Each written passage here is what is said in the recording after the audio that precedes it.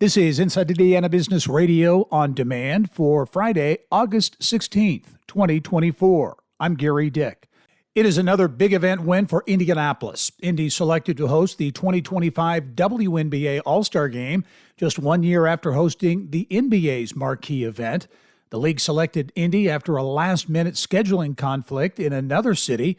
Pacers Sports and Entertainment CEO Mel Raines tells Inside Indiana Business the city has big plans for the midsummer event. We have high expectations. We're going to dress up downtown. We're going to make this a bigger event than the WNBA has had before. We're going to have a legacy project and a lot of community engagement. And so we will do an economic impact study on this. I don't think they've done that before. And we feel it's an important part of our growing sports strategy here in Indianapolis. And so we'll make sure we know what that impact was. Kentucky and Indiana-based Stoll Keenan Ogden LLC is continuing to expand in the Hoosier State, with the firm announcing a new merger with Jeffersonville's Applegate Pfeiffer Pulliam.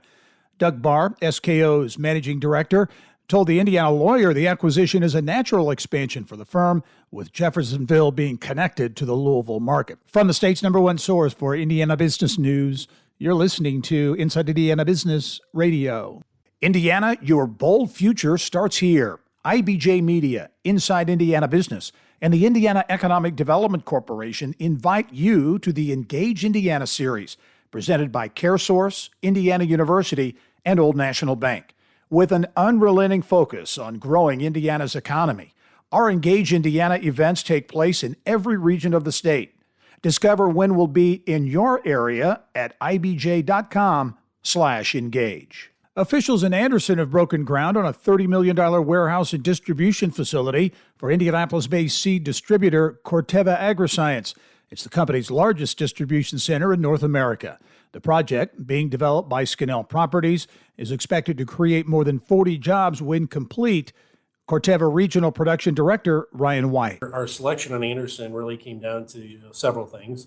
One is, like when you're doing anything in distribution, location, right? Logistics. Facility here is really there to help enable growth of our seed business and our Pioneer brands is the primary distribution we'll be doing out of this facility. And so with the square footage, the location, the ability to get our carriers in and out, it's really going to set us up well. We've got this season we'll be, shipping similar volumes as we had in the past, and we look forward, and it really built the facility for future growth and to enable that. Despite other cities repealing their sanctuary city ordinances following Indiana Attorney General Todd Rokita's legal actions, Monroe County is continuing to fight the lawsuit. The Herald Times is reporting that Monroe County Sheriff Ruben Marte said his office would defend the county's law on undocumented immigrants. According to My Case, all Monroe County judges have recused themselves from the case. Green Circuit Court Judge Eric Allen presiding over the case as a special judge.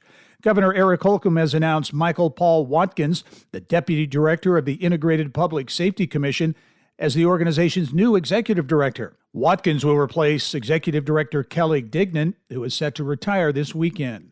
The city of Vincennes will be celebrating the completion of its newly renovated skate park this weekend.